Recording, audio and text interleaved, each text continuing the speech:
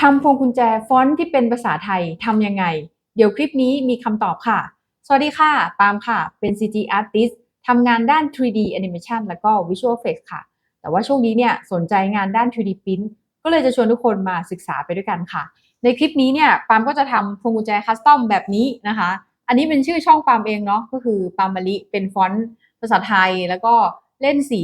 ดำกับทองนะคะจากคลิปที่แล้วที่เราทำสีขาวใช่ไหมคะที่เป็นปาล์มเจอร์นี่แล้วก็ฟอนต์สีแดงใช่ปะอันนั้นเนี่ยเราทำเป็นภาษาอังกฤษใช่ไหมมันจะไม่มีปัญหาอะไรเลยค่ะแต่ถ้าเมื่อไหร่เราทำเป็นฟอนต์ภาษาไทยในแบมบูเนี่ยมันจะไม่ได้รองรับเท่าที่ควรจะเป็นนะคะมันก็จะเป็นภาษาแบบขึ้นเป็นเครื่องหมายอะไรเอ่ยบ้างหรือว่าแบบโปรแกรมดับนะคะซึ่งปาล์มก็มีปัญหาแล้วก็เจอแบบนี้แล้วก็คลิปนี้จะมีทางแก้ให้ทุกคนค่ะหรือใครนะคะอยากทำพวงกุญแจแบบคัสตอมเป็นพวงกุญแจบ้านนะคะนี่จากตอนแรกที่เป็นฟาร์มารีเฉยๆหรือใครจะทำเป็นพวงกุญแจรถนะคะอันนี้ปั๊มก็จะใส่เป็นไอคอนไปด้วยนะคะซึ่งอันนี้เนี่ยเราจะเล่นกับ modifier ค่ะทุกคน modifier มันจะต่างกับตัวที่เป็นผาดนะคะผาดมันก็จะนูนๆแบบนี้ใช่ไหมคะส่วน modifier ก็จะแบนๆนะคะจะไม่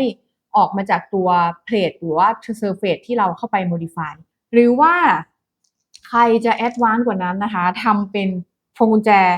รูปรถนะคะอย่างนี้แล้วก็มีคำว่ารถก็ได้เช่นกันค่ะทั้ง4พวงกุญแจนี้นะคะหลักๆปั๊มทำในโปรแกรม Bamboo Studio อย่างเดียวเลยค่ะจะมีเตรียมไฟล์ข้างนอกบ้างนะคะแต่ว่าไม่ได้ซับซ้อนแล้วก็ไม่ต้องจ่ายตังค่า Subscribe โปรแกรมอื่นเลยค่ะสำหรับใครที่สนใจงานด้าน 3D Print แล้วก็ไม่รู้จะเริ่มตรงไหนนะคะเราเป็นเพื่อนกันค่ะตอนนี้ปั๊มก็ไปเจออะไรใหม่ๆบ้างแล้วก็อยากจะมาแชร์กับทุกคนนะคะก็จะมาลงคลิปใน YouTube เป็นหลักค่ะฝากติดตามกันไว้แล้วก็ไปเรียนรู้ด้วยกันนะคะก็เริ่มแรกนะคะปั๊มจะใช้ตัวโปรเจกต์เดิมนี่แหละแล้วก็ Copy ตัว Keychain อันเก่าที่มีนะคะโดยการคลิกขวาค่ะมันจะมีคำสั่งโคลนนะคะก็สามารถกด Ctrl K ได้เลยนะคะปั๊มก็จะคลิกคำสั่งนี้ไปเนาะแล้วก็เขาก็จะถามนะคะว่าจะเอา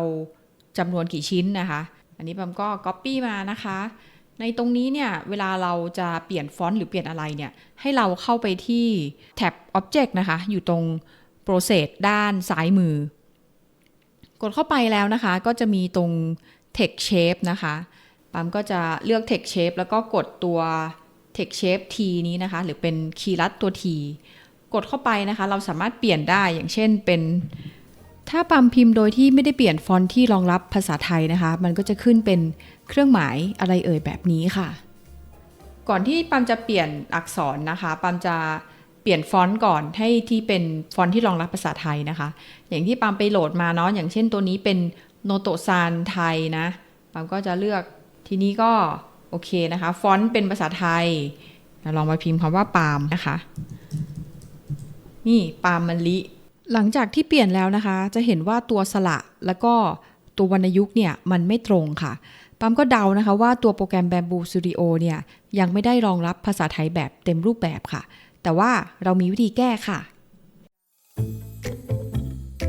ปั๊มก็จะเข้าไปที่ Canva ค่ะทุกคนปั๊มก็จะกด New นะคะปุ่มนี้เนาะปุ่ม Create แล้วก็เลือกเป็นอะไรที่ง่ายๆก็ได้ค่ะอย่างเช่นเราเอาอันนี้ละกันโปสเตอร์นะคะขนาดไซส์4:3แล้วก็ปั๊มก็จะเลือก text เนาะใส่ไปปาล์มมะลินะคะในนี้นะคะให้ใช้แค่2สีเท่านั้นนะคะก็คือสีขาวและสีดำส่วนของสีดำเนี่ยมันจะเป็นส่วนของเนื้อไฟล์ค่ะส่วนสีขาวไม่ใช่นะคะเดี๋ยวเราลองดูกันว่าเป็นยังไงเนาะปาล์มก็จะทำแค่นี้นะคะแล้วก็ดาวน์โหลดภาพนี้ออกมาเป็น JPEG หรือว่าเป็น PNG นะคะอันนี้ปั๊มเลือกเป็น PNG เนาะแล้วก็กดดาวน์โหลดพอเราได้ไฟล์มาแล้วนะคะตรงนี้เนี่ยแนะนำให้เปลี่ยนชื่อไฟล์เป็นภาษาอังกฤษนะคะเพราะบางทีมันจะเกิด error ได้เนาะปั๊มก็จะเปลี่ยนเป็นปาล์มแล้วกันนะคะเรียบร้อยแต่ว่าในนี้เนี่ยมันกว้างเกินไปค่ะทุกคนปั๊มก็จะครอปภาพนะคะกดเปิดภาพแล้วก็กด edit นะคะแล้วก็ให้มันเล็กลงอย่างนี้ประมาณนี้แล้วก็เซฟนะคะเรียบร้อยเราก็จะได้เป็น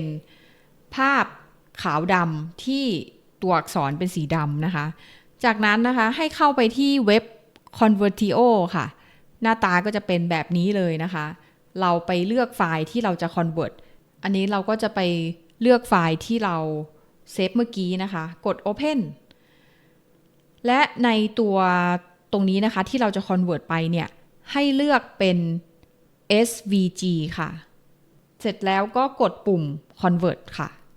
แล้วก็รอสักครู่นะคะเรียบร้อยค่ะกดปุ่มดาวน์โหลดก็คือ .svg แต่ในนี้เนี่ยมันไม่สามารถจะพรีวิวได้นะคะไม่เป็นไรนะคะเดี๋ยวเราจะเข้าไปเปิดใน Bamboo Studio ค่ะเดี๋ยวปามก็จะ copy อันเดิมนี่แหละเพื่อที่ได้เห็นความแตกต่างเนาะในนี้นะคะ text shape เนี่ยเราจะไม่ใช้นะคะปามก็จะลบออกเนาะด้วยการคลิกขวากด delete หรือว่าจะกดปุ่ม delete ในแป้นพิมพ์เฉยๆเลยก็ได้ค่ะหลังจากที่ลบออกไปแล้วนะคะก็คือกดตัว plate เลยนะคะคลิกขวานะคะมันก็จะมีคำสั่งให้เลือกเป็น add path add negative นะคะปามก็จะกด add path เพราะว่าปามอยากให้มันนูนเหมือนกันนะคะปามก็กดนี่ค่ะโหลด svg นะคะกดเข้าไปปุ๊บเราก็จะไปโหลดอันที่เราสร้างไว้เมื่อกี้นะคะกด open เข้ามาค่ะทีนี้เราก็จะได้ตัวอักษรที่เราสร้างเมื่อกี้นะคะปามก็ต้องมารีไซส์ลงนะคะอันนี้เนาะกดเลื่อนตรงนี้ได้ค่ะอันนี้ดูมันสูงมากเลยนะคะหรือใครจะกดตรง move to ก็ได้เช่นกันค่ะปามก็จะเลื่อนลงมาตรงนี้เราจะเห็นเลยนะคะว่ามันซ้อนทับกันกับเพลทนะซึ่งอันนี้เนี่ยปามว่ามันสูงเกินไปนะคะปามก็จะปรับสเกลด้วยการกดตรงนี้ค่ะให้มันเลื่อนขึ้นหน่อยนึงแล้วก็ความสูงน่าจะสัก3มิลนะคะกำลังดีทีนี้3มิลปุ๊บนะคะทุกอย่างเนี่ยเหลือเล็กลงนิดเดียวเลยนะคะเพราะว่าปามไม่ได้เอาตัวยูนิฟอร์มออกเนาะปามก็จะขยายมันนะคะขยายให้มันพอดีกันกับเพลทเนาะแล้วก็เอายูนิฟอร์มสเกลออกค่ะแล้วก็ปรับเฉพาะแกน Z ให้ได้ประมาณ3มิลนะคะมันก็จะปรับแค่แกนสูงเท่านั้นเนาะแกนอื่นไม่ได้ปรับวางทับซ้อนกันนิดนึงนะคะแต่ปามอาจจะให้มันซ้อนทับประมาณ2ชั้นนะคะ 2-3 ชั้นเพื่อให้ตัวนี้เนี่ยมันอยู่ได้นะคะไม่อย่างนั้นแล้วอักษรเนี่ยมันจะหลุดออกง่ายมากเลยทีนี้ก็เป็นอันเรียบร้อยค่ะเดี๋ยวเราลองมาสไลด์กันโอเคเริ่ม14นะคะ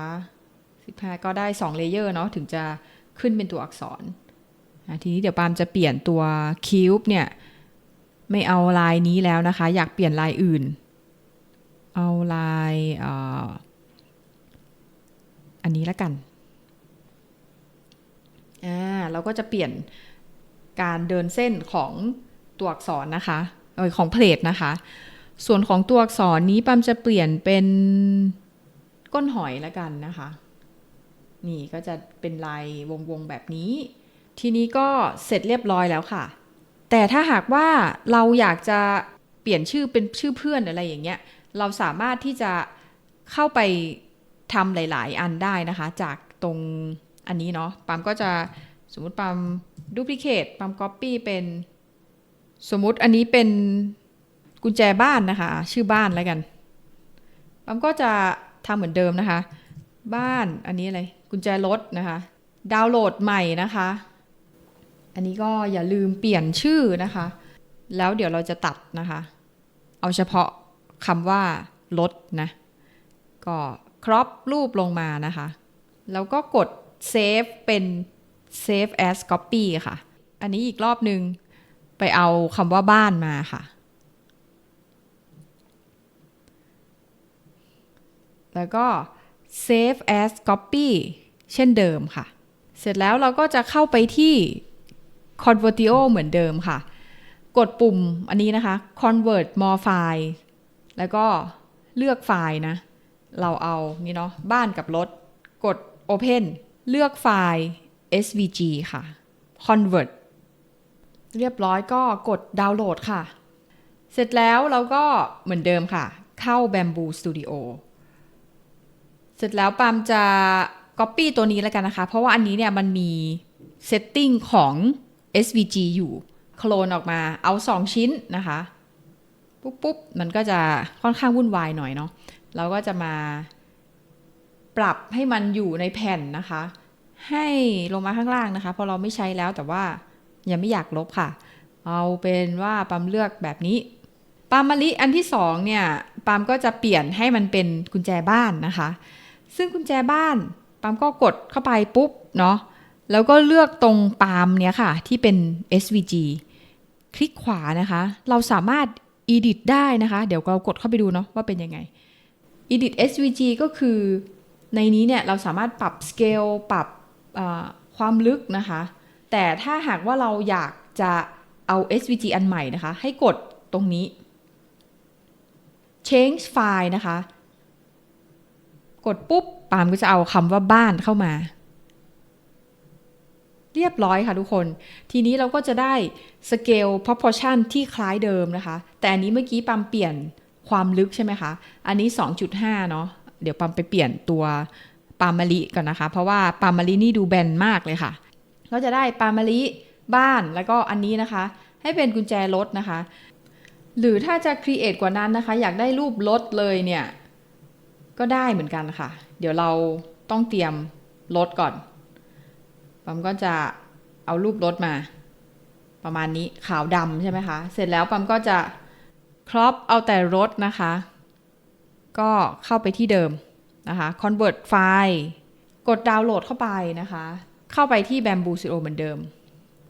ปาล์มมะลิชิ้นที่3นะคะจะต้องเปลี่ยนเป็นรูปรถนะคะ edit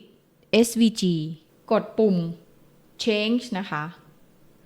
แล้วก็เลือกคำว่ารถเข้ามาก่อนเรียบร้อยแล้วนะคะแล้วเราก็อยากให้มีโลโก้รถอยู่ตรงนี้นะคะเราสามารถที่จะ copy ตรงนี้ได้นะคะเดี๋ยวปาล์มลองดูนะ Ctrl C Ctrl V ค่ะแล้วปาล์มก็จะดึงออกมานะคะรถที่เราดึงนะคะให้กลายเป็นไอคอนรถแต่มันก็จะดูใหญ่ไปนิดนึงนะคะเราก็ไม่เป็นไรค่ะเราสามารถสเกลได้นะคะหรือว่าหมุนได้นะคะไม่อยากลบ2อันนี้นะคะขอเลื่อนไปเป็นอีกเพลทหนึ่งแล้วกันจะได้มีเก็บไว้ดูนะคะเลื่อนไปมันจะเป็นจากเพลทนี้โอเคกด Slice Plate 1 รอบค่ะทั้งหมดมี25เลเยอร์นะคะแล้วก็นี่บ้านรถนะคะนี่ทุกอย่างก็จะปริ้นมาแบบนี้เลยเดี๋ยวเรามาลองทำเพลทจากไฟล์ SVG กันบ้างค่ะปาล์มก็จะไม่ใช้เพลทนี้แล้วนะคะสามารถสร้างใหม่นะคะด้วยการคลิกขวานะคะเลือกที่ add primitive ค่ะเลือกที่ SVG แล้วเราก็เลือกรูปรถเลยค่ะปาล์มก็จะ scale ให้มันดูเป็นพวงกุญแจนิดนึงเนาะกด uniform scale เลือกไปนะคะปาล์มเลือกแค่60นะคะ60มิลลิเมตรเนาะแล้วก็เลื่อนลงมาเนาะทีนี้ปาล์มก็จะให้มันเพิ่มความสูงนิดนึงนะคะเพราะว่าตอนนี้เนี่ยมันก็แค่ 1.68 มิลเองนะคะปาล์มเลือกมาเป็น5มิลค่ะก็จะสูงนิดนึงเดี๋ยวปาล์มจะใช้ตัวรถนะคะมาตัดตรงนี้แล้วก็ให้มันขึ้นคำว่ารถนะคะกดเข้าไปค่ะเลือก add negative part นะคะ negative part เนี่ยมันจะทำให้เป็นช่องเป็นรูนะคะปั๊บก็เลือกคำว่ารถนะคะมันก็ใหญ่มากนะคะตอนนี้ก็ลดลงค่ะลดลงเลื่อนลงมานะคะให้ประมาณนี้สังเกตว่าตอนนี้นะคะตัวความหนาของคำว่ารถเนี่ยมันไม่ได้ทะลุไอคอนรถนะคะปั๊มก็จะสเกลค่ะสเกลสีน้ำเงินนะคะให้มันทะลุลงไปทีนี้เรามาลองสไลด์เพลทกันค่ะนี่ค่ะตอนนี้เราก็จะสามารถเจาะรถกับให้เป็นคำว่ารถได้แล้วนะคะดูข้างล่างก่อนนะคะว่าเขาเจาะทะลุจริงไหมเจาะทะลุจริงด้วยค่ะอันนี้คือตามพรีวิวที่เราเห็นเลยนะคะเราก็จะปริ้นได้แบบนี้เนาะเรามาลองตั้งค่าแบบ Fuzzy Skin หรือว่าทำให้พื้นผิวมันขรุขระกันค่ะอันนี้ปั๊มเล่นกับคำว่ารถเนาะรถคำนี้นะคะเลือกคลิกขวานะคะแล้วก็เลือกเป็น change type นะคะเราสามารถให้มันเป็นพาธก็คือมันจะเข้าไปเติม negative part ก็คืออันที่เราทำเมื่อกี้มันจะไปตัดนะคะ modifier นี้นะคะถ้ากดเข้าไปแล้วเนี่ยมันจะกลายเป็นสีเหลืองค่ะปั๊มอยากให้ตรงนี้เปลี่ยนไป fuzzy skin แล้วกัน fuzzy skin คือมันจะทำให้พื้นผิวมีความขรุขระนะคะก็กดปุ่มนี้นะคะ others แล้วก็เลือก contour คลิกขวาค่ะแล้วก็เลือกเป็น change type นะคะปั๊มเลือกเป็น modifier ตัว fuzzy skin นะคะมันจะได้แค่เส้นรอบนอกนะคะทุกคนเดี๋ยวชิ้นนี้ปั๊มทำเป็น fuzzy skin เลยดีกว่าตรงนี้เนาะแล้วก็เลือก cube นะคะก็คือตัว plate กด others นะคะก็กด contour ไปนี่นะคะทุกคนมันก็จะได้เป็นแค่สกินข้างนอกนะคะพอดีปั๊มมีฟิลาเมนต์สีทองนะคะก็เลยอยากเปลี่ยนเป็นเพลทสีดำแล้วก็ตัวอักษรสีทองค่ะก็ไล่เปลี่ยนทุกอันเลยค่ะทุกคนก็เดี๋ยวเราลองมาปริ้นกันนะคะว่าผลที่ได้จะออกมาเป็นยังไงค่ะ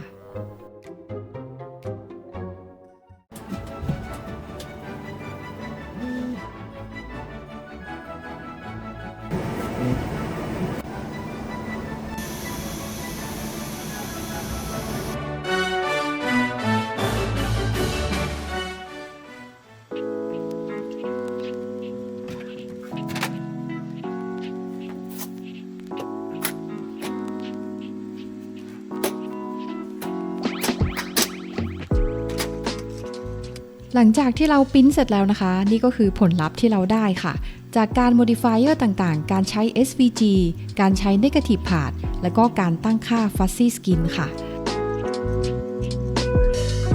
เพื่อเป็นไอเดียเป็นของขวัญปีใหม่ให้กับเพื่อนๆนะคะก็ลองกันดูค่ะเป็นยังไงกันบ้างคะทุกคนสำหรับการทำพวงกุญแจฟอนต์ภาษาไทยไม่ยากเลยใช่ไหมคะคุณผู้ชมทำแล้วก็ปริ้นอะไรกันบ้างก็ฝากคอมเมนต์ไว้ใต้คลิปหน่อยนะคะปามจะได้มีกำลังใจในการทำคลิปต่อไปแล้วก็พบกันใหม่นะคะทุกคนสำหรับ TD Print สวัสดีค่ะ